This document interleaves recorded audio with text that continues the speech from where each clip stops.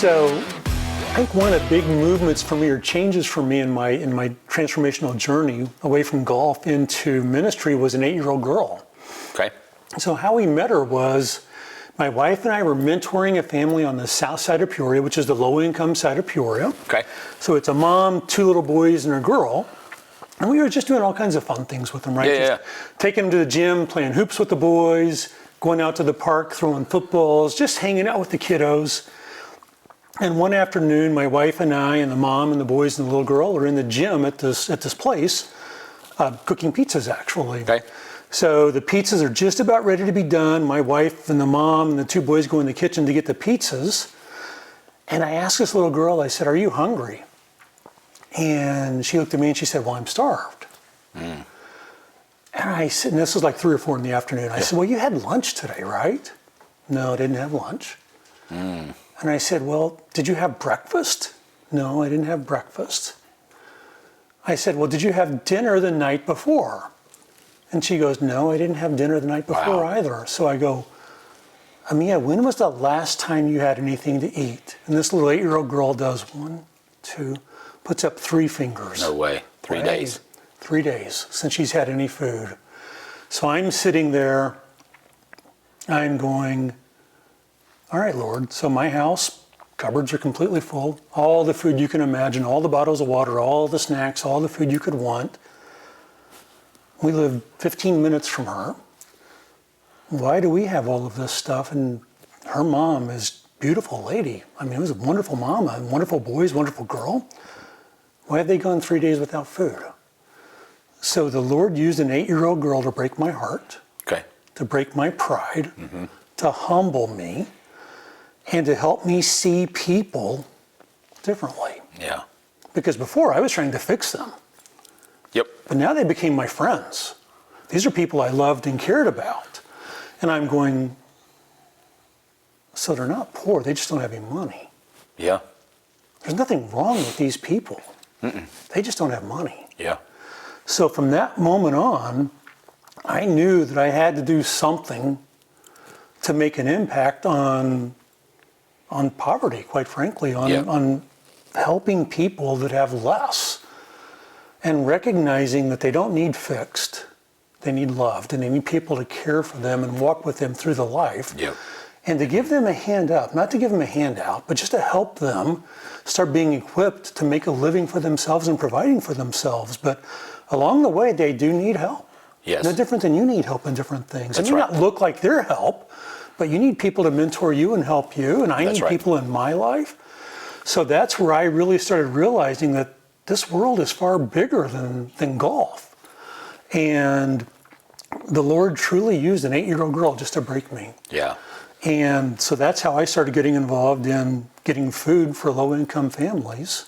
You know, I think it's a great perspective because I think a lot of people don't have that type of interaction with people that don't have a lot, right? Yeah. And so Sarah and I were privileged when we were teachers to teach in very low income areas, right? And I remember very similar, a kid I had in my class, his name was Jeremiah, and he was stealing snacks from the after school program and stuffing them in his backpack. And so they came to me, he was in my homeroom, they're like, "Mr. Sorrows, we're gonna kick Jeremiah out of the after school program." I said, "Well, let's figure out why he's stealing first, and then let's go from there." And I asked him, I'm like, "Jeremiah, why are you stealing these snacks? You know what's wrong?" He goes, "I do." He said, "But my mom every Friday takes me and my baby brother and gives us $5 and puts us in a hotel room. We have $5 for Friday night, Saturday, and Sunday to eat. And we are up there with the TV and our PlayStation that can hook to the TV. And she comes back on Sunday night to get us." And he's like, $5 doesn't get us enough food. He's like, "So I have to take the snacks and I take them and I store them so that when we go, we have plenty to eat." And I'm like, that's a completely different perspective. Yeah. Doesn't need fixing.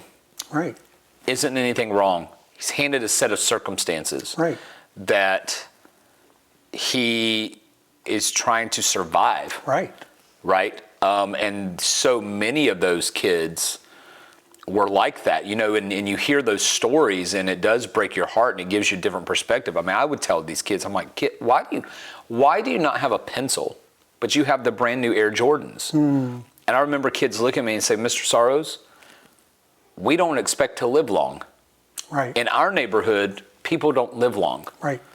We die at 17. So Or I in don't prison. care about, I don't care about the education. I want the Air Jordans Right. now. And I'm like, Yeah. okay, that's a different perspective, Yeah, right? different worldview. Changes Yeah. your heart. Changes everything. I mean, if you'd asked me 3 years before I met this 8-year-old girl how I viewed the poor, I literally would have said to you, I need to get a job. Yeah. It's her fault. Yes. Get off and get a job. Everybody can get a job. It's easy, right? Well, when you get to meet the people and know the families and know the circumstances differently, you realize that they don't have a car. Mom doesn't have a car to get to the job. How's she going to get to a job when she doesn't have a car? Or if she does go to the job, she's got 3 little ones at home, no one to watch them, in a neighborhood that is dangerous at best. Yeah. So what is she supposed to do? What's her answer? She doesn't have a lot of great answers. She doesn't have any Especially great when her answers. kids walk home from school and there's a person on the corner that says, hey, if you'll make this run for me, here's $200 in cash. Absolutely. But that's not even make-believe. That's reality. That's complete reality. I've seen it happen. Well, I've known it's happened. So how do you sit there and say, well, get a job, man. Suck it up. Yep. She has no chance of getting a job. And is she a good woman? Amazing lady. Did she have amazing kids? By the way, the boys were straight A students in school. They weren't Yep. D's and F's. So her circumstances were she was poor. That wasn't going to change. So what were we going to do to help them? Yeah. How could we be a blessing in their life for a season, if not forever, but for a season? Well, we could provide food. We could ease some of the burden, and we could walk with them and encourage them and equip them as best we could. So as you get to meet people, then you realize that the circumstances are way different than you've ever seen in your Yeah. life. Yeah. Yep. And then you extend love and grace and mercy. Yes. That's how an 8-year-old girl changed me. Yeah. It's a powerful story. It's crazy. Yeah. And you said it right. Like, we look at those situations and we're like, man, they need help and they need this and they need that. And we forget that, like, we're in the same situation. We need help. We just have money. We can put on Right. makeup and nice clothes and you're right, and deceive people. Right. But we're still just as broken, just as in need. Yeah. If not more, of quite not more. frankly. Yeah. So that's the only difference is some of us are blessed to have finances, some of us aren't. But what are we called to do as Christians? That's the question. Yeah. What are we called to do? Yeah. Extend mercy. Extend love, Yep. care, Yep. bring hope. Yeah. That's true. Yeah, so Good. that's how I ended up in ministry, was an 8-year-old girl. It's a great That's story. where my identity shifted from being a golf pro. Seriously, the Lord used an 8-year-old girl to go, what are you doing? Yeah. This is all about you still. Yeah. And when he finally allowed me to see that people are in need of deep love, in need of deep care, in need of deep relationship, golf became secondary, Yeah. if not even third, quite frankly, in my life. Yeah. So that's when I got involved in ministry and got involved in serving the poor. And I spent 11 years in that. Yeah. So, yeah. So you spent 11 years in that. Yep. I know that you were an elder in a church. Yep. And you do soul care. I do. You've done soul care. You do soul care now. So let's talk a little bit about. We'll get to the soul care at the end. It's fine. Let's talk a little bit about being an elder in a church, Ooh. because I'm sure that there's some fun stuff that we can do here, right? And this is always fun for me and fascinating. And so, a couple of questions around this is like, Yeah. I had a pastor one time explain it to me like this. It's being in leadership in the church. It's the best of times and it's the worst of times. Literally, there are amazing things happening all of the time. Mm-hmm. And then there are things that are not amazing happening all of the time. Yeah. Simultaneously. Someone's lost a family member over here, new baby's born over here. Yeah. Someone's lost a job over here, someone's got a promotion over here, right? Someone has some sort of catastrophe happen in their family, some sort of sickness, and someone over here is healed. Yeah. Right? I mean, all the time. So you're rejoicing and you're, right? That's why the Bible says, rejoice with those who rejoice, mourn with those who mourn, because it's happening all the time. Yeah. So what are some joys and pains that you've had serving as an elder in a Lord. church? The joys, I think the joys were, so our church was a startup church, kind of like this one is. Yep. I can remember the very first time as an elder, we were start tithing, kind of like Harvest does. We had an opportunity to bless a gentleman who was wanting to do a ministry in Africa. Okay. Clothing ministry, where he'd ship clothes from the United States to Africa for the ladies there to be able to resell and make money for themselves. Lovely guy, lovely thing, lovely ministry he was starting. And he needed $10,000. Now, $10,000 is a lot of money when you got 20 grand in a checking account. Yes, And you've got a pastor that needs a paycheck every Friday, kind of like we all Yeah. do, right? Or every other Friday, however often he got paid. So we're meeting with this gentleman, hearing this beautiful story, and it was an amazing story. And my pastor and I are sitting there going, dude, we got to do this. I mean, this is what we're supposed to do. Yeah. This is what we wanted to do. And I looked at Tim, I go, you do understand you got to get paid still after this, right? And he's like, yeah, I know, but this is what we said we wanted to do as a church, was to bless those who were going to do amazing kingdom work. And he's like, I think we should do this. And I said, well, so do I. So we wrote this $10,000 check. And 5 days later, we had a check for 10 grand from a man we never met. Really? Yeah. Wow. I mean, literally a $10,000 check. So the Lord was simply going, you guys are going to jump out in faith. And if you are, I'm going to continue to bless you. Yeah. So the one of the great things about being an elder in our church was finding out you truly cannot outgive God. Mm-hmm. Yeah. He will, if you'll show faith and trust, Yep. He'll find ways for provision for you. So Absolutely. I loved just having the opportunity to be a part of just watching God at work under the scenes and behind the scenes. Yeah. That's cool. So the other one that I really, as an elder, that I found beautiful was we called it serving. So once every month, our church would go out into the community and serve the community, much like Harvest does, quite frankly. So we would go love on a 90-year-old woman. Her name was Iona. Okay. We would simply come over to her house. The 8, 10, 12 of us come over, do yard work with her, fix her flower beds up in the spring for her, put mulch in the flower beds, bring pizza, eat a meal, and just continue loving on Iona all the way to her death. Yeah. And so that was an amazing story. All the different ways we served. We got involved in, obviously, homeless things, since that was my passion. Of course. So we did tons of homeless things. We would do food events where we would feed up to 200 people in a day. Mm-hmm. That's awesome. We would be there bringing food, and just all of the different ways as an elder that we got to be involved in creating all of these opportunities. It was really fun.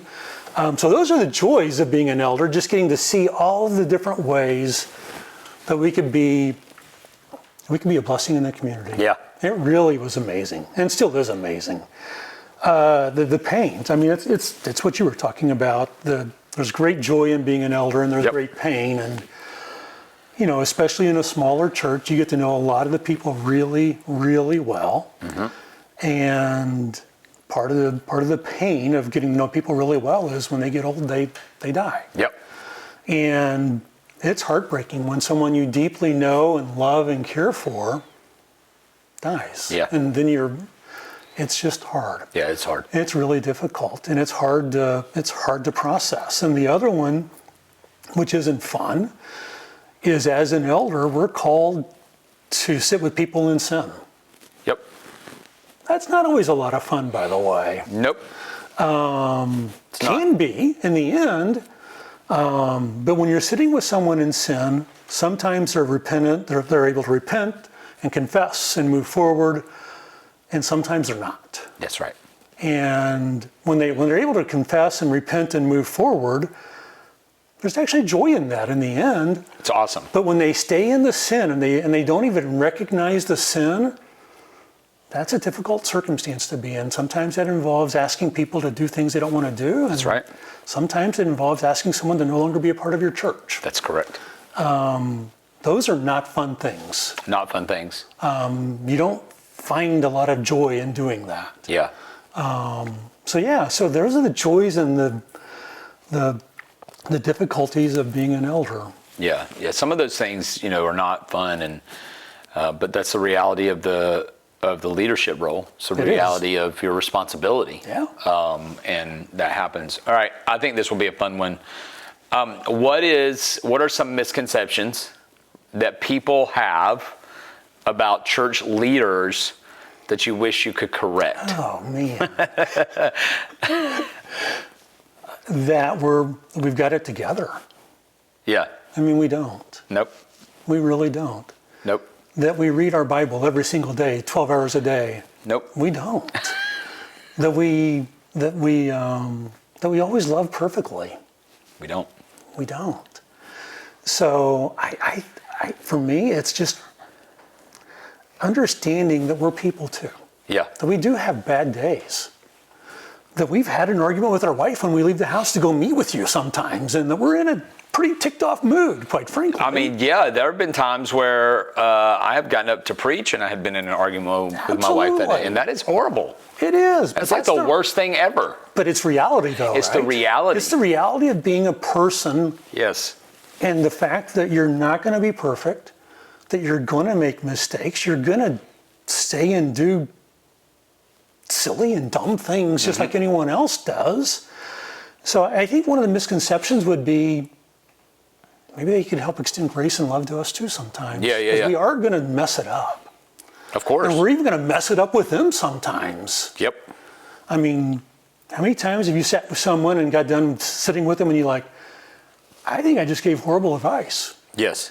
Seriously. And you're like going, what am I doing here? That's right. So, so the reality is sometimes we have to call you back and go, bro. I'm sorry. I just trampled you. Yep. I did. I trampled you and I was unkind to you. And I apologize for that. Yes. So recognizing that we're human, and I would think the other side I would really encourage anybody in a church to understand is the opportunity is there for you to be an elder. The opportunity is there for you to serve and to be deeply involved in your church. And you've said this on the stage. Praying with people, loving on people, caring for people within the body of your church is critical. Yes. That it isn't just for 2 people or 3 people to do, it's for the body of the church to do. Yeah. And that if the body of the church can make that movement, both within a church and within a community, imagine how big of an impact that can have. Well, I mean, it's powerful. There are times on a Sunday where people are at the altar or whatnot, and I stay in my seat. And I know for a lot of people that can be jarring, but the thing that pops through my mind is like, let the people care for the people. Amen. Right? Like let them do it. Yeah, they're going down there to them. pray with people. Yes. And looking at it from the perspective of like the paid positions for a church isn't that they would do the ministry. It's that they would carry out Ephesians 4 and have the time to equip the saints for the works of ministry. Absolutely. Right? And so it's like, no, just let the shepherd, man. Right? Just let them love on people. And what's amazing about it, I think, is that when you see it, you see all these people, some of them that you would never even expect, are coming down, praying for people, caring for people, hugging people, kneeling at the altar, praying for them. And you just let the Holy Spirit move through people, right? And he does. Somebody told me one time, they were like, when someone has a need, don't be so quick to meet it, because you don't know how God is working on someone else's heart to meet it. Give it some time. Yeah. What if it's even deeper than that? What if if someone does have a need, what if the Lord's going, if we don't help them, they'll turn to him Yeah, instead of turning to you? that's right. So we're actually helping them. We're helping them go, I've got to learn to deepen my relationship with the Lord by getting to know him and trusting him and turning to him in these times of need, so that when I fall, not if, but when I fall, Yes. he's going to be there. Yep. And he's going to minister to me, and he's going to love me, and he's going to care for me. But if I keep getting in the way of that, Yes, well, they're going to never turn to God. that's right. They're going to turn to Dan or Josh or Dennis or That's right. whoever. But if we let them meet him, then the deepening occurs in their own lives. That's right. That's right. It's hard. It's hard to watch people, but sometimes it is the most loving thing for us to do, is to go, man, I'm gonna let you meet Jesus in this. Well, yeah, and we have a deepening relationship with the Lord because somebody did that for us. That's the point. They didn't come in initially. They didn't rescue you. And rescue. They pointed you to Jesus Right. for dependence. Right. Right. And so I think that's key. I agree. Like, I think the whole idea of like being human and things like that. And I think that's a really good thing, because it's like when I was a kid and I would see my teacher out at the grocery store, I'm like, I thought you lived at the school all the time. wait, so you grocery shop? I just thought you lived at the school all the time, right? And I think for a lot of people, because they see, leaders or whatever in really one kind of capacity. Right. One like, setting. Setting all the time. This is what you do all of the time. And Right. it's like, there's times where I actually can't get to your need because I'm coaching a football game. Yeah. Flag football game. Or I'm out on a date with my wife, or I've got to pay our mortgage too. Right. Right. I got to take the time to do that, or to mow the grass, or and so I think that's a really good thing of like, we're just kind of normal people just like that, as well, right? Yeah, that's the whole point. It is the whole point, which is why I like to try to be as transparent as possible. So people are like, oh, this is just Josh, right? Like Mr. Dennis and I have known each other for like 4 years and have been overseas and played golf and all kinds of stuff. Been to baseball games, all kinds of stuff. So Mr. Dennis knows kind of just how I roll. And he still comes and hangs out. Who does that say more about, though, Dennis or you? Probably, for sure, Dennis. For sure, Mr. Dennis. But it's fun to have those kind of relationships to where, and ours is growing in that, right? Where it's like, dude, we just kick it. Even before this, we were sitting there talking about football and all that kind of stuff, which I could talk about football all of the time. So it's good. All right, let's do this. I just want to give a real quick. You've also raised money for 501c3s and all of that kind of stuff. I would ask you, if somebody's watching this and they need, you were going to give them one word of encouragement to end with, like in their life, in their pursuit of Jesus or whatnot. What is something through your life as a pro golfer, as a golf pro, elder, working with the poor, soul care guy, fundraising guy, husband, all of those things? What is it that you would tell them? What's a one word of encouragement that you'd be like, hey, if I could tell you one thing, this would be the thing I'd tell you? Bad times don't last. Yeah.